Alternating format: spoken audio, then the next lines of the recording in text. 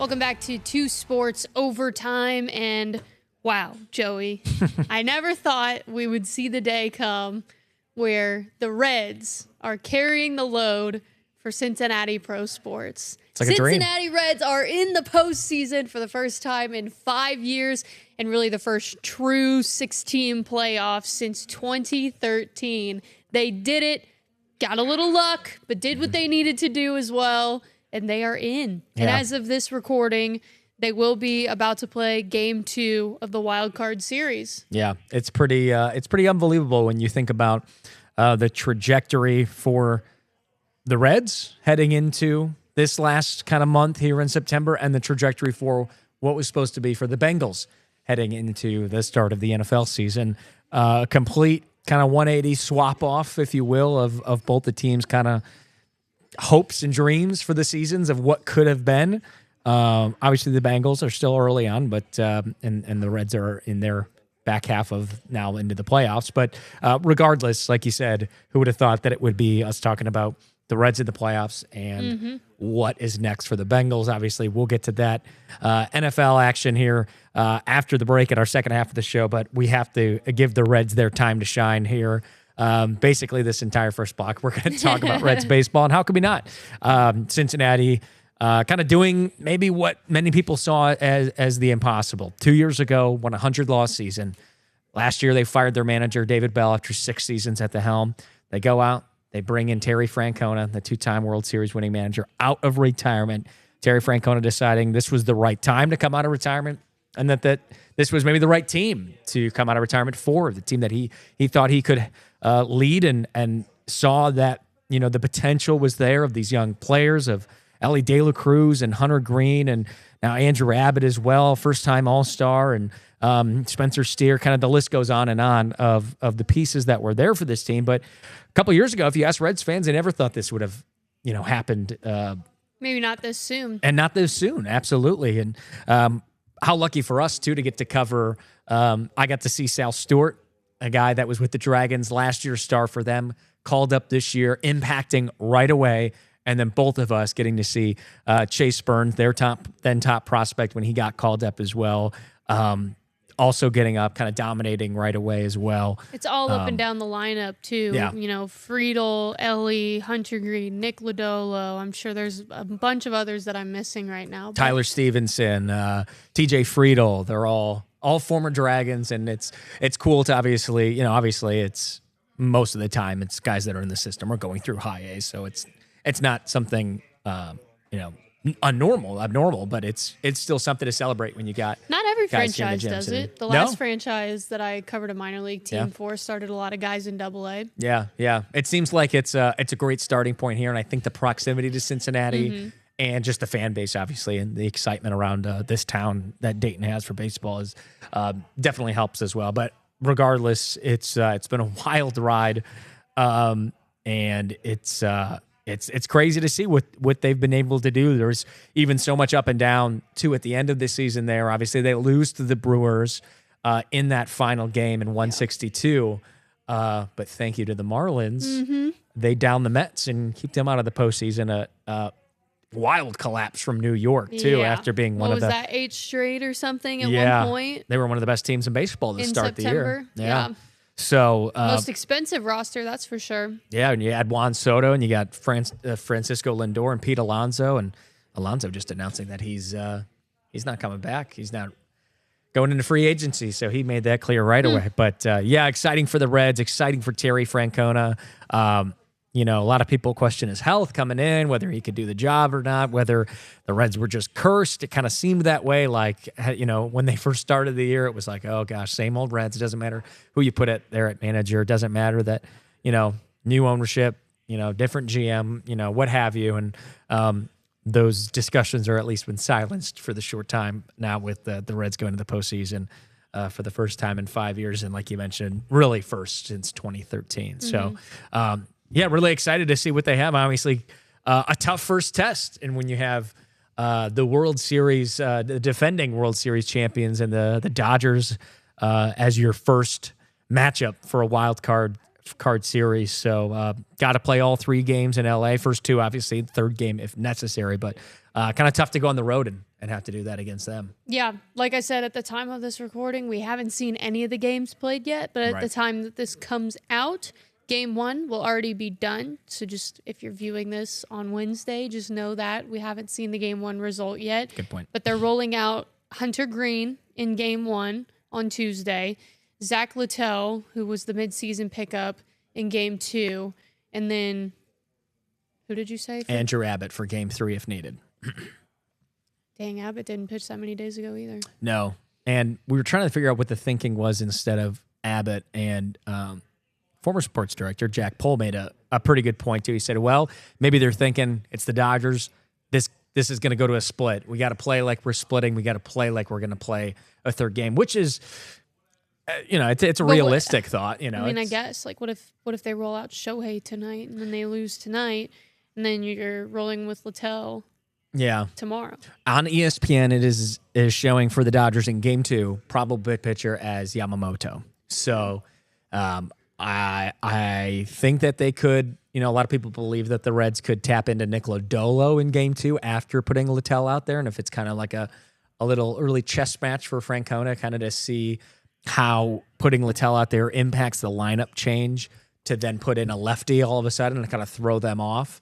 In Lodolo. Ohtani is scheduled to be the Game 3 starter. Okay, so there you go. So Ohtani scheduled to be Game 3, Abbott for Game 3 as well. So, yeah, it'll be interesting, but obviously you have 2 of the best pitchers in the league squaring off in this first one with the 2-time Cy Young winner in Snell and Hunter Green, both very similar records. Hunter Green 7-4, Snell 5-4.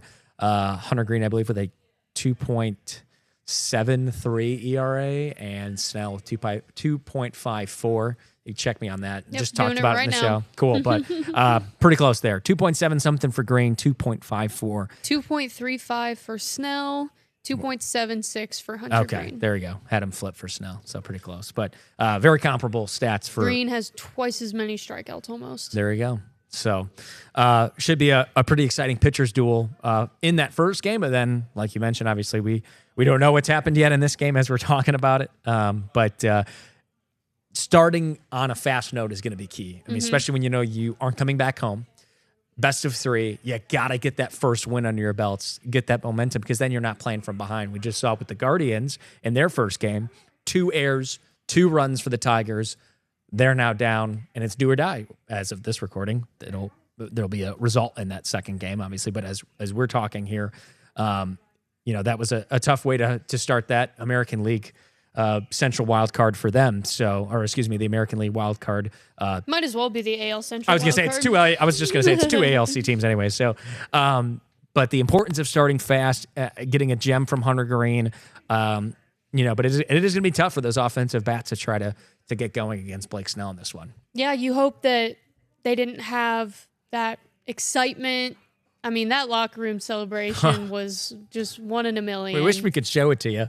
Yeah, unfortunately, for copyright reasons, we can't show you any of the... I mean, just to act out what Brent Suter is doing. Yeah, did anybody see Brent Suter? Oh, my God. Oh, my gosh. I didn't know that he was like that. That's so funny. I mean, he was off the walls, screaming, dancing, going insane. I didn't know he got down like that. Oh, yeah. I'll put it that way. Now, I've seen him before, too. He's a big impressions guy. So during spring training, a lot of the local media was interviewing, and he does a crazy Jim Carrey face and impression. So, I mean, you saw how his face distorted, with Jim Day in that locker room. We freaking did it. You can't kill the Reds. You can't kill the Reds. I love that. I love that. That's the motto too for this team now going into the postseason. We're not done yet. Despite what everybody may think about us, we're gonna go in there and show you that. We're the underdog. By a long shot, but we're not out of it until we say we're out of it. So you just hope that they didn't have that big happy moment, exciting moment, and then it comes to the season being over on Wednesday. Right. That's what you don't want to see happen. Yeah, and it's you gotta. I mean, Terry Francona put it perfectly in the champagne-soaked celebration in the locker room. Was we don't have anything to worry about right now. For the next hour, we're going to enjoy this. We're going to celebrate, but come tonight, our focus and our mentality for this group needs to be turning towards getting back dialed in and gearing up for one of the toughest opponents in MLB. And it'll take everybody. It'll take the staff to make those game time decisions. When to leave Hunter Green in for that game one, when to leave Littell in for game two. Lineup matchups. Can the errors be limited too? We've seen the Reds kind of struggle on that a little bit too. Can they, keep the ball in front of them? All right, here's the odds. To win the series, Dodgers minus 270. Wow. For game one, the Dodgers are minus 200. The spread is Dodgers to win by a 1.5. That's pretty close. Mm-hmm. That's pretty close. They must think Vegas must think the Reds are riding hot. Reds to sweep is plus 500. So Wow. if you're feeling real confident, again, we know this is going to come out too late, but if you're feeling real confident, plus 500 is that'd be a pretty good payout. To sweep, man, 2 in a row. It would be something. Red Leg Nation would love it. But yeah, I mean, it'll be great, and it'll be great to see a lot of these guys make their first postseason appearance. Hunter Green, Ellie De La Cruz, bona fide stars in this league, finally getting their chance to be on the national stage. So such recognizable figures through other teams. Everyone else talks about Ohtani and Ronald Acuna, and the list goes on of kind of the big stars in the league. And they talk about Ellie De La Cruz as one of those. They talk about Hunter Green as one of those. And the league and MLB fans throughout, baseball fans, have kind of been deprived of seeing these stars on the national stage. And now we get to, and it's time to take that kind of bull by the horns, if you will, and see what they can do. Just give it your all. And, we'll see if the Reds can go to the NLDS. I don't know when the last time they were there, but it's been a while. And it's a lot more fun for non-big city fans to see small market teams 100% eat it up. And the Mets not even being in it is crazy. Yeah, right. And the fact that it was the little old Reds taking down the New York Mets. Yeah, which is funny too, because you always think, weren't the New York Mets in the World Series last year? Wasn't it a Subway Series? Who was the NL team? Was it Mets and Dodgers? I thought the Yankees won last year. Oh yeah, it was Yankees Dodgers World Series. Yeah, it was. It was Mets Yankees in the ALCS. In the ALCS, okay. Yes, ALCS. What? No. Or no? Mets are in the NL. What are you? Hold on. I'm looking it up right now. Go ahead. 2024, it says earned a wild card. That's it? No way. This is good podcasting. Well, you never know. Lost in the NL Championship Series. So it was a chance to, that's what it was. Everybody was talking about the fact that it could be a Subway Series, World Series. So yeah, Subway World Series, yeah. That's where I was like, wait, did they? Yeah, the Mets lost in the NLCS, so could have been a Subway Series, World Series. But yeah, it was Yankees-Dodgers. Yeah, that's right. But didn't the Yankees win? The Yankees won. They beat the Guardians because it was the ALCS was... no, but didn't the Yankees win the World Series? No, the Dodgers won. Defending. It's just like the same teams every year. So I can't get my years straight. That's why it's exciting to see a little bit of a different kind of vibe. Well, it is for the most part a lot of the same series teams. Yeah. Tigers. These were the teams last year. Tigers, Astros, Guardians, Royals, Orioles. Your Royals, your Kansas City Royals, Yankees, and then in the National League, it was the Mets, Brewers, Phillies, Braves, Padres, Dodgers, and the Dodgers won that one pretty handily, 4-1 for the World Series. So, yeah, it's a tough team. Ohtani, Freddie Freeman, Mookie Betts, Blake Snell, Yamamoto, kind of the list goes on. So what happens when you get all that money out there in LA? So, tough test for the Reds. I guess I thought I'm looking at it right now. I thought the Yankees had been in it more recently than just last year, but they haven't. Yeah, last year's surge was big because... their last appearance was in 2009 when they won it. Right. Which is, I didn't know that. That feels like it was way longer. And maybe it's just because everybody talks about the Yankees all the time. Yeah. Well, it helps when you have Aaron Judge in the home run leader every year and breaking all the records. So, but yeah, excited for the Reds. It's been fun to talk about them. Obviously, we're going to continue covering them. Hopefully, we're going to get to talk about them Well, we will talk about them next week regardless, win or lose. But we are hoping that it is a big win and that they're headed on to the NLDS. And I forgot to do this earlier because we didn't get to... that is for the Reds making it to the postseason for the first time in 5 years. Yeah. Terry Francona. We needed that after the Brent Suter portion of that. You can't kill the Reds. So, no, it's exciting stuff. And, why don't we run down how September went, too, just to show how crazy this was. On September 5th, the Reds were 6 games back from the wild card. Wow. September 5th, a whole 25 days ago.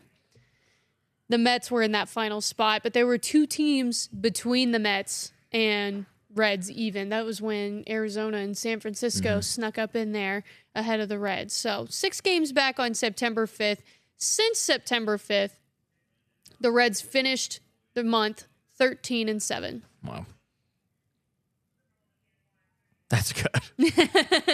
We're speechless. I mean, just from what you've seen. That's 2 of 3 every series. That's pretty good. What you've seen from the Reds in years past is the exact opposite of that. A lot of people thought, even if it was in their own control, that was the worst place for it to be because they were so bound to kind of ruin their chances on their own.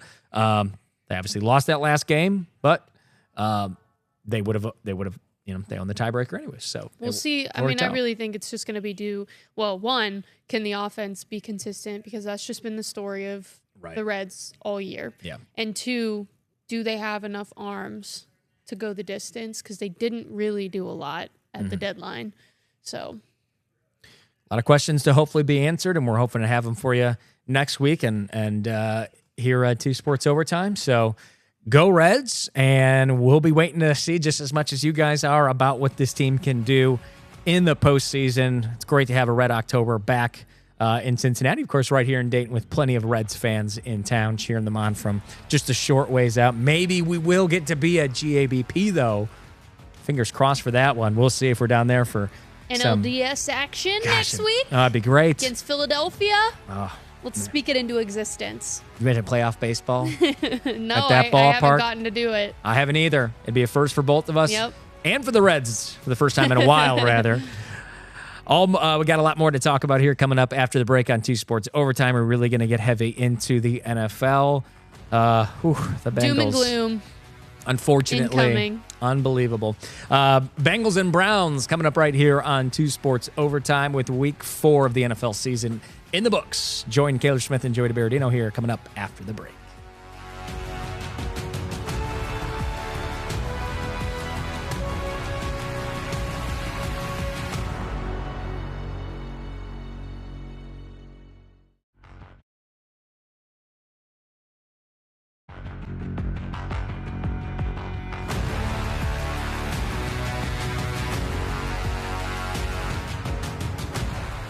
Welcome back to 2 Sports Overtime. We're transitioning to talk a little bit about the NFL. Normally we have been ending with baseball, but we're kind of doing it in opposite order because, gosh, the Reds are a lot more fun to talk about right now than anything going on with the Ohio NFL teams. The Bengals fall to 2-2 on the season after a Monday night embarrassment in Denver. They lost 28-3. And somehow, even though Minnesota's game was the worst game in franchise history, statistically, this felt worse. I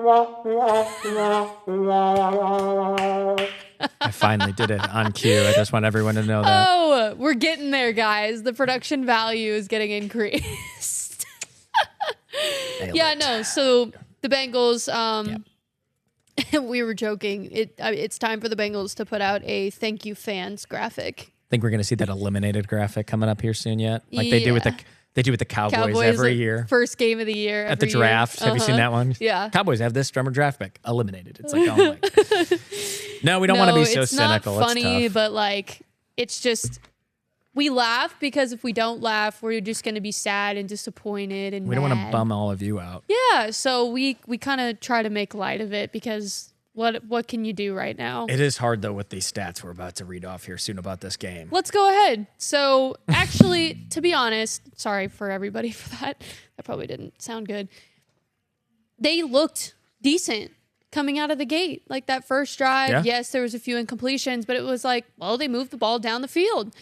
Got stalled at inside the 10-yard line. I believe it was at the 8, and it was 4th down, and rather than going for it, they just decided to opt for the field goal. Right. So they put 3 points on the board. You're thinking, okay, Denver comes out, scores 7-3, manageable. They score again, 14-3. Okay, still manageable. Right.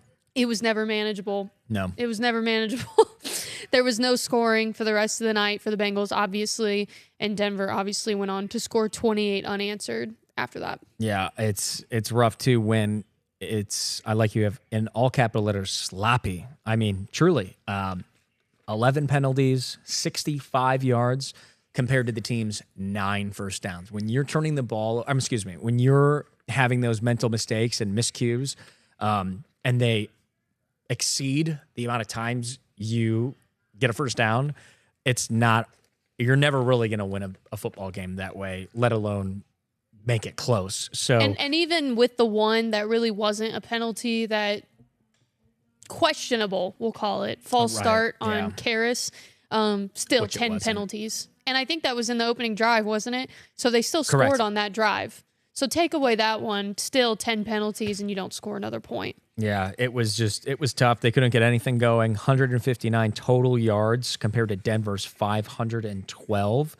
Bo Nix eclipsed his career high in the first half for passing yards. On that, only 159 total yards in this game, lowering their season average to 205.3 yards per game. That currently ranks last in franchise history.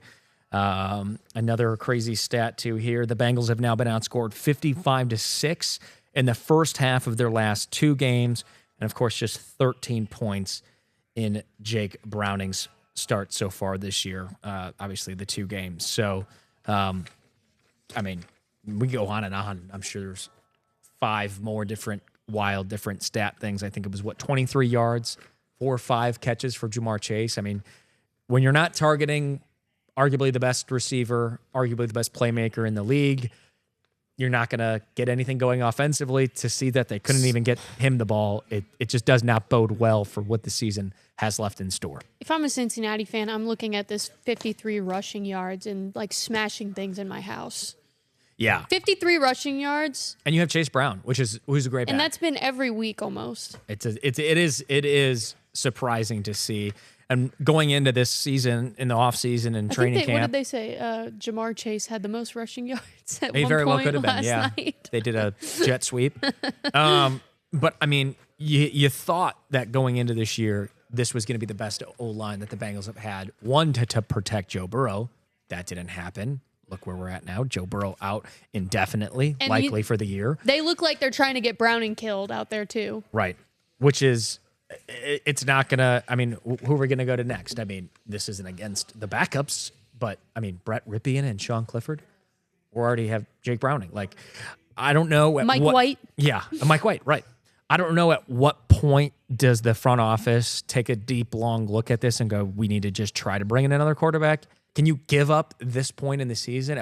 At what point of this Jake Browning experience are they going to go, okay, we're too far into this now? Because looking at their schedule, too, that they have left, I mean, they're going to have to do a deep look after their next 3 games. Isn't it Lions, Steelers, Packers? It is Lions, Steelers, for sure. Yeah, and I think Packers as after that. So if you go 0-3 and there's no hope in those 3 games, kind of like what we saw against Minnesota, what we saw against Denver, do you say, okay. Lions, Packers, Steelers. Lions, Packers, Steelers. So there you go. And Packers, Steelers are separated by 4 days. Right. So the short week, you're going to face one of the highest scoring offenses in the league in the Lions, who look amazing. And at what point do you just say, okay, we've given up on the season, let's just keep Jake Browning out there? Or do you go sign a quarterback? But do you go sign a quarterback when look at what's happening all around him? I mean, you see some of those plays that he was hit on or sacked on. Right. oh my goodness, it was like the gates of hell were open. Like they were just letting everybody in. Yeah, that one video is... It was a 5-man front against a 3-man rush by Denver. And 2 men got to Browning in a 5-man front versus a 3-man rush. They teleported into the backfield. That's insane. Yeah.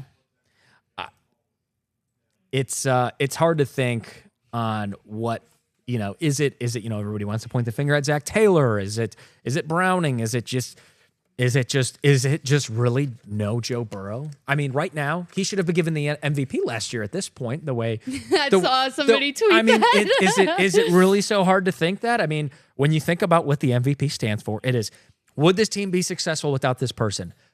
Right now, it is completely without a doubt the Bengals are god-awful without Joe Burrow. So it makes you really think that whether it's been the mental response, you'd like to think the team just kind of didn't give up week 2 after they lost their franchise quarterback, but it definitely impacts you, whether you'd probably like to think about it or not, as we talked about in shows past. But, everybody wants to say, is it a quarterback? Do we need to go get a quarterback? Is it Zach Taylor and his play calling? Is there no, they just don't look prepared out there each week. Like what are the changes that, it doesn't seem like they make very many changes in the second half and adjustments. So, it seems like it's the same song and dance, and no Joe Burrow makes these issues seem just even more glared almost, just more standing out. He was just a little bit more like elusive and athletic to kind of get out of some of those situations, maybe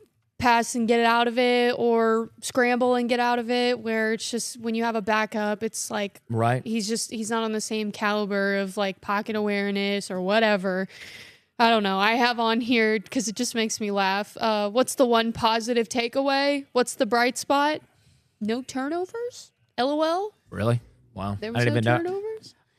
Here we go. Here's another one, too. So just like, I guess that's a positive takeaway, but didn't really feel much better. Here's another just insult to injury here for you. More stats. Like I said, we could probably find a few more. I found another one. Broncos gained 512 total yards of offense, like we mentioned, while their defense held the Bengals to 159 yards, like we said. That yardage differential of 353 total yards was the biggest yardage differential in any game this season. More than 100 yards greater than the previous biggest yardage differential this season, which was the Bills outgaining the Jets by 249 yards in week 2. Here's another good one. In each of their last 2 games, the Bengals have lost by 25 plus, had under 200 total yards, had under 60 rushing yards, been outrushed by 100 or more yards, taken 3 or more sacks. No other team in the NFL in the Super Bowl era has done that in back-to-back games. I feel like we're going to have a lot of these insult stats to talk about until something happens. Yeah. So, obviously, Houday Nation pretty upset on social media, airing out their frustration. We also saw, too, if you saw it on social media, I posted it on my Twitter if you want to go check that out. Jamar Chase on the sideline expressing his frustration and grievances to Zach Taylor. Nothing overly crazy, just, in the heat of football moment. Nothing like we saw with the Burrow and Taylor interaction against the Titans when Burrow threw his helmet and was just going off on Taylor, kind of about the way. Funny enough, they won that game handily too. So Burrow was that upset over what they were doing, but it was same thing, penalties, mental mistakes. And it just seems like it's hard to see a light at the end of the tunnel at this point. So we'll put a lid on the Bengals right now because their show's almost wrapped up and we got to leave time to talk about the Browns, who aren't really in a better boat coming off their last game, a 34-10 loss to the Lions. Funny enough, the Lions seeing the Bengals and the Browns in back-to-back weeks. Weird how that works out. The AFC North and NFC North are all playing each other these 3 weeks in a row. That's what wild. It is. Cool. Yeah. Love it. Two tough kind of conferences, always close too, going at it too. So yeah, it's a tough one for the Browns. Got to see Quinshad Judkins really start to evolve now in the last couple games, the former Ohio State Buckeye. Second touchdown is in many weeks. Second career touchdown. Shut out of the end zone, though, the rest of the game. So they got in, and then that was it for the Browns. The Lions kind of did what they did the rest of the way, too. Yep. And Flacco had 16 completions for 184 yards and no scores but 2 interceptions. I don't know if you saw the clip, but Stefanski was asked about like what the situation's going to be going forward. Is like if the backups would come in or what, and he just basically said, "I understand the question, but that's not our focus." How is it not? Okay, all right. They're in a similar boat. At what point do you say it's time for a quarterback change? I mean, at least they have like young, they have the options, bright, shining potential stars that are just there on the bench. Yeah, they did bench Flacco for Gabriel in the final moments, but do we see a change of starter? Who knows? But we've got the Bengals hosting the Lions this Sunday and the Browns against the Vikings at 9:30 a.m. in London. So we'll see what happens this week. A lot more NFL action coming up here in Week 5. That'll do it for this edition of 2 Sports Overtime. That's Kayler Smith. I'm Joey Deberardino. Thanks for joining us once again. We'll see you here next week. Hopefully we got some more exciting Reds news to talk about for you. Until then, have a good one.